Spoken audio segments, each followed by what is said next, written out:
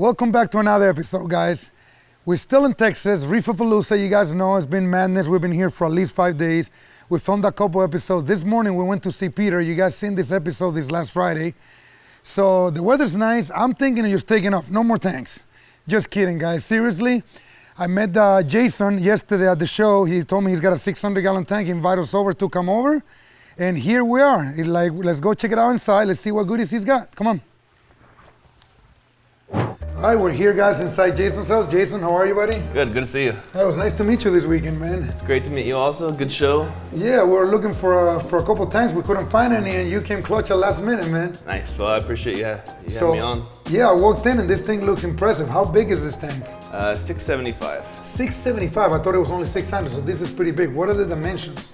It's 108 by 40 by 36.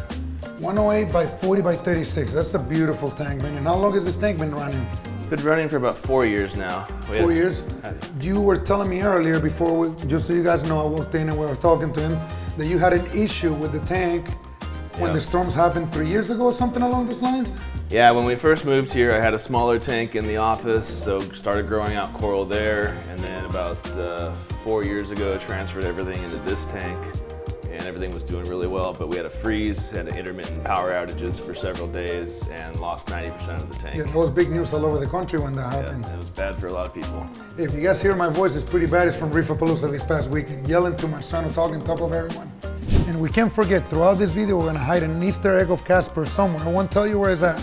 Too many of you guys are finding it too quick. I told Tommy to make it harder.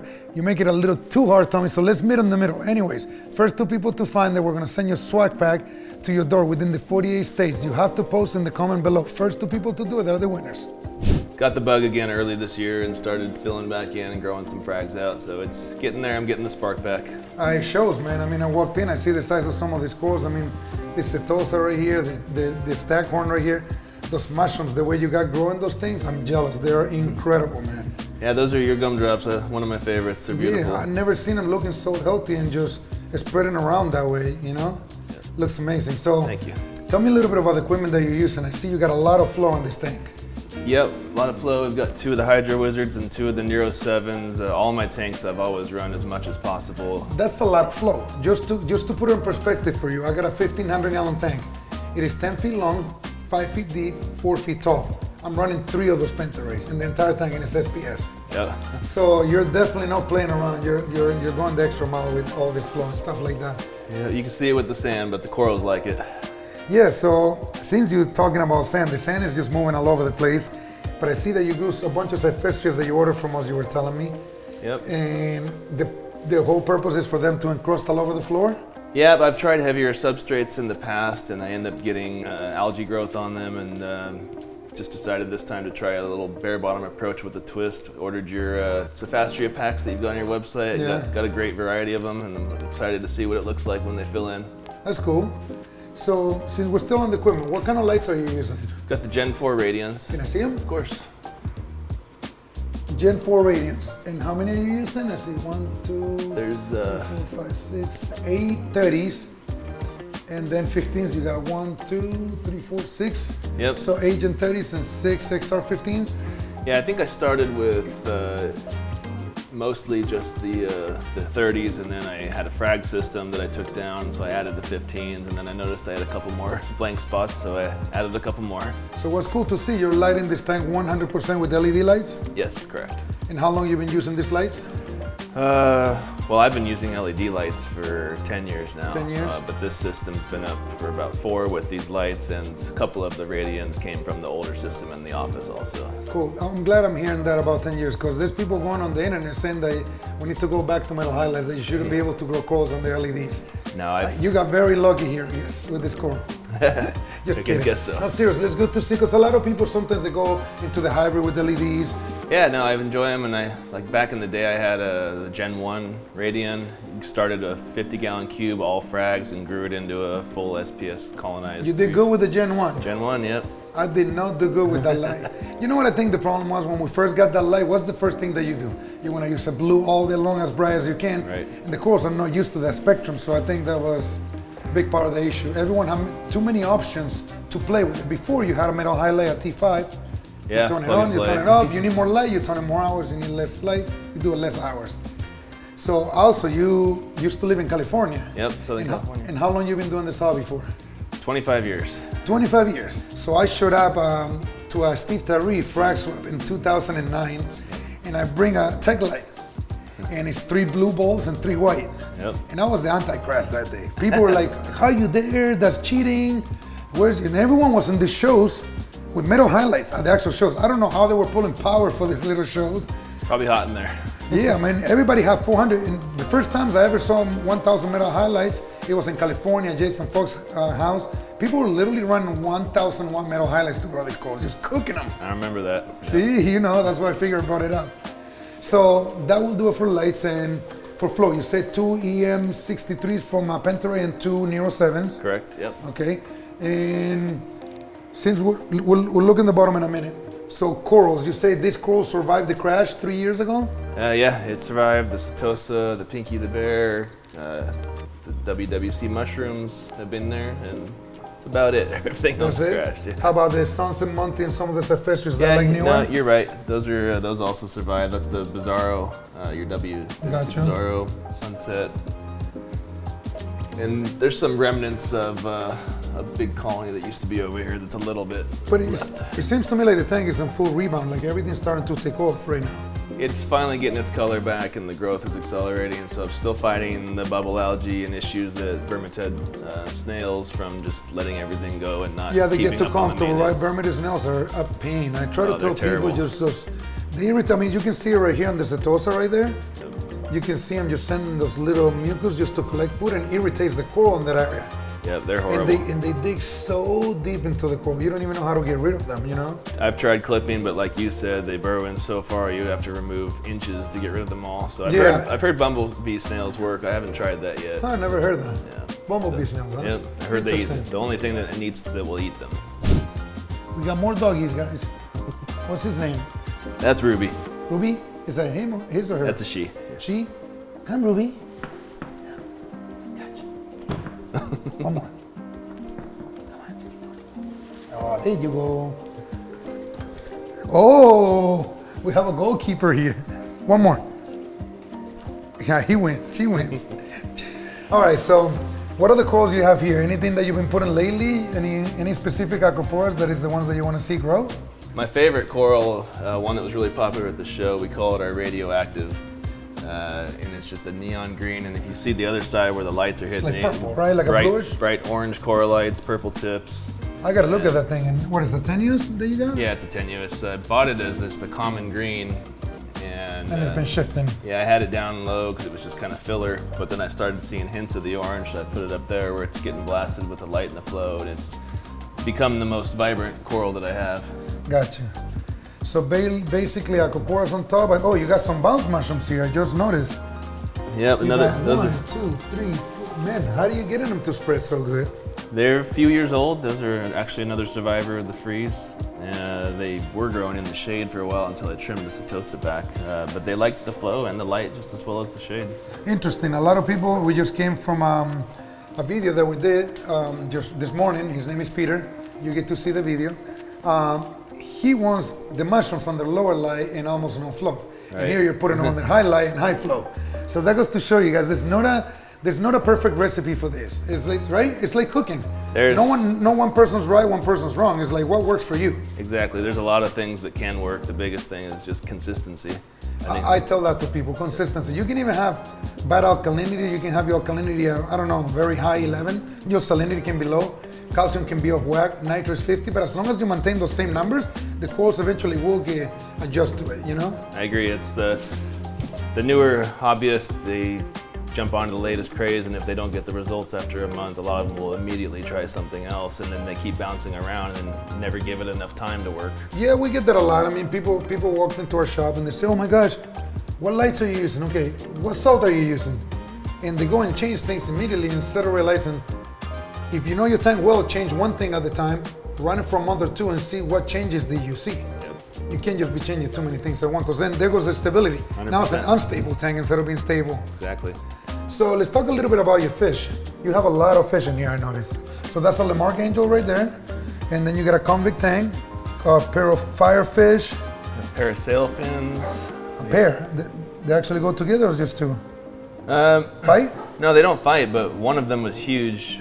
Before we put, you want me to put her outside? No, don't worry. Okay.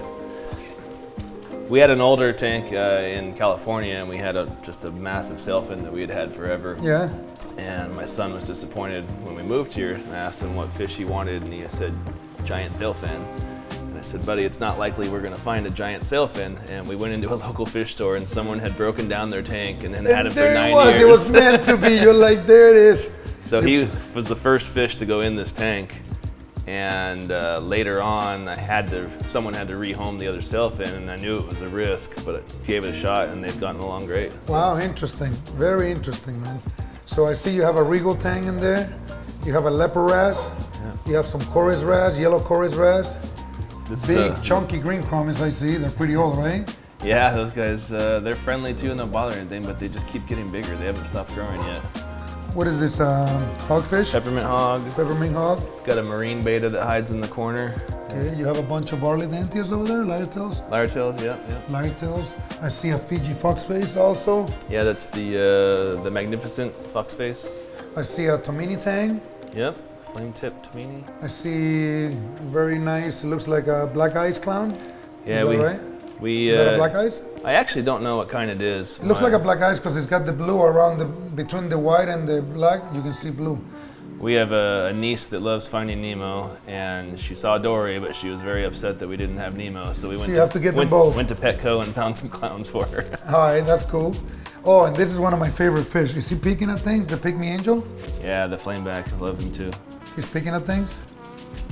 No, not at all? Not really. I love him. It's one of my favorite fish. I see some Bangai cardinals over there also. A couple cardinals. There's a pajama cardinal. Okay. There is a Covan's wrasse and an Argus wrasse. Gotcha. And where do you keep your frags when you frag? I've got the sump built out down here. Oh, so you got a little build-out sump? Got an overflow with some mechanical filtration there. Gotcha. Frag section, skimmer section, and the return, and then calcium reactor and top off. I like what you did with the sump too, so you can work on it. Yeah, that was an adaptation we had to make. When I had the stand built, they turned the beams sideways when they welded it together, so it ate up more space than I was counting on. So I actually had to do that just to be able to get the protein skimmers in. Gotcha. And quick question, who built the tank? AGE. AGE, out of Texas, out of here. Yep. It's the PVC bottom, steel braced. They build wonderful tanks. They've been doing it for a long time. They are solid. I had a tank fail on me in California, a 700-gallon seam break. Oh, for real? Yep. That's gonna be stressful. Oh, it was terrible. And to say the least. It had been up for years, and we had a lot of colonies, a lot of fish, and we had to just rehome it that same day. Called everybody we knew. Greg Carroll called a lot of people for us, and just gave a lot of stuff away that day. Gotcha. And since then, overbuild everything. I don't blame you. If I had that experience, I'll be doing the same exact thing. Yeah. So how many hours are you running your lights? They're on for about 12 hours, but they only hit full intensity for about 5. For about 5? Yeah. Okay. And do you run them 100% blue at one point or no? Yeah, in the beginning and the end of the day, they get pure blue for a couple hours just for viewing, so it looks the best. Like to put the orange glasses on and check everything out. See all the goodies in there? So do you do water changes? I do about every 2 weeks. I used to do weekly, and the parameters just really weren't warranting needing to do more. And at times I've gone a month without doing it. Just Gotcha. Tank looks okay, parameters So are okay. every 2 weeks to a month you do a water change? Yep. And when you do, how much do you do? It's about 15%. 15%, and what salt do you use? I've used Instant Ocean for a long time, but I recently switched to the Tropic Marin Pro. Okay, how you like it? I like it a lot. It dissolves Cool. clearer and leaves less residue behind. And do you see any different results from it? No, honestly, the coral health was fine with the Instant Ocean. It was just I was getting cloudy water and From the residue? and the residue in the change container. Gotcha. Tell me a little bit about your feeding schedule. What do you feed your fish, your corals in general? What do you add to the tank? I get a mix of frozen foods, mostly a carnivorous blend, and Can you break down roughly what you feed, like on that blend?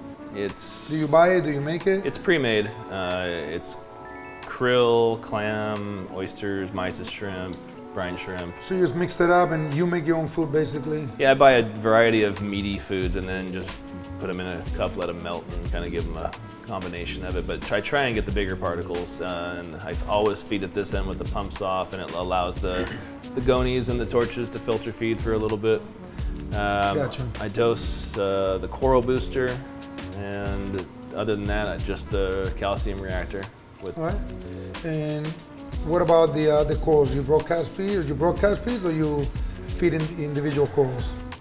Every once in a while, I'll target feed some reefroids. It's just so tough with the tank this tall, right? It is, yeah. So I would say I do that maybe once a month. Okay, and do you use any pellets, any algae? Nope. You don't feed the fish algae at all? Yeah, believe it or not, I've got a drawer full of packs of nori. I've tried it, and they have no interest in it. Okay. Cool. And protein skimmer, is this from Nios? Yep, those are the Nios 300s. Oh, you got 2 of them. Yep, running 2. I always feed heavy and skim heavy. This is a first for me. These are 2 pretty big protein skimmers. Yeah, they were. I just, over the years, seems like over skimming is much better than under skimming. Allows you to get away with more with the feeding schedule. Okay, and they're both the same protein skimmer, both Nios? Yep, both Nios 300. Nios 300, okay. And for return pump, I see you have 2 of them? Yeah, the Varios 6. Various 6? Yep. Okay. And that's just for redundancy, having the pump go out, at least another one will keep going. And what do you got going on here? Are you feeding flatworm stop? Yeah, I put it in as a preventative measure. I don't know, people have been using it lately and some people seem to be seeing results with it, you know? Greg Carroll actually told me he saw better color when he started using it, so Yeah. I figured kind of just in case as I bring in new coral and see what it does to the coloration. But I've Gotcha. only been doing it for about a month. Okay, and you're using a calcium reactor I see here? I am, yes. Who made it? Is this Reef Octopus? Yep, Reef Octopus, the CR 8000 I believe, or the 5000. Got you. And are you dosing any cold water? No, I used to, but my pH has been staying between 8.4 and 8.6 without it, so Wow. I don't want to go any higher with the pH. Yeah, that's pretty high. Yeah. Why do you think it's so high? I really don't. I couldn't tell you. Back in California, struggled to keep it over 7.8 because I always run like a full stream with the calcium reactor to keep up with the demands. But for whatever reason, this tank has actually been a high pH problem and can't explain it. Okay, and Maybe better circulation in the house. so no cold water. Are you dosing any iodine? No, No? just this last month I started doing the coral booster and the flatworm stop, and that's all I. And what does your testing look like? How often do you do it? Alkalinity I will test every few days. Every few days? Because the corals are kind of in a growth spurt right now, so the consumption changes. Yeah. Nitrates, I used to dose those daily and test daily, but the tank started almost just regulating itself at the levels that I like.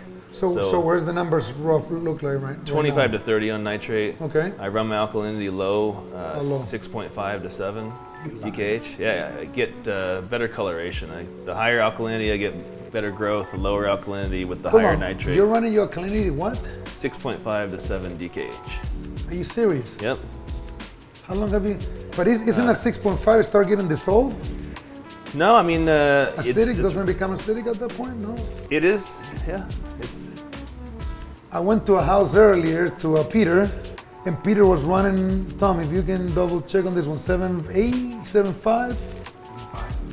He was trying to match the salt from the bucket. So since he does automatic water changes, he didn't want it to fluctuate up and down. But this is the lowest I ever heard of a tank doing that. But hey, it's working for you. Yeah, I've run it that way for years. That's what we do these tank tours. And we try to explain to all of our viewers that I would love to tell you how to do this from 1 to 10 and take the recipe and it will work out beautiful. But this is very similar to cooking. You guys keep hearing me say this. Everyone's got their own recipe. It doesn't mean that you're right or I'm wrong or vice versa. It's like it's just 2 different styles. And you know what works for you, especially when you've been doing it so long, and obviously it shows on the results. Yeah, that's exactly right. There's a lot of ways to do it right. Yeah. So how about phosphates? Do you have any issues with that? No, they're almost at 0 every time I test. I don't do anything to control it. Gotcha. Just got a good established colony of bacteria and takes care of that for me. Do you check for magnesium? I used to. I also, another thing I stopped because I use the magnesium-rich calcium reactor media, and I also add in the magnesium rocks on top of that, and it's always kind of stayed high enough, usually around 1400 is where it hangs out. Cool. I was actually at the show the first time the OG bounce went off. A guy named Scott, a friend of ours, of Greg's, brought it, sold it for 1500.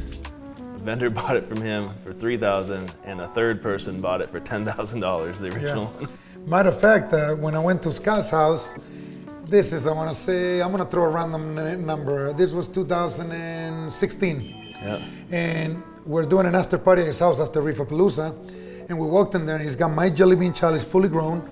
He's got a big giant bounce mushroom. And I say, how much for them? He goes, not for sale. And I say, I'm going to throw you an offer that you can't refuse. And I give him $5,000. He goes, bag him out. So everyone was talking about the whole thing. Victor, back in the days, bought this course for $5,000. It's crazy. Oh my gosh. But yeah, you know all those guys from Southern California. Well, Jason, thank you for inviting us over, showing us your tank. It looks fantastic. Hopefully next year when it's a little more grown, I would love to come back, man. Yeah, I would love to show you a more grown out tank. I'm sure you will. Thank you guys for watching our channel. Don't forget to subscribe, give us a like, post some comments below. We'll see you guys on the next episode.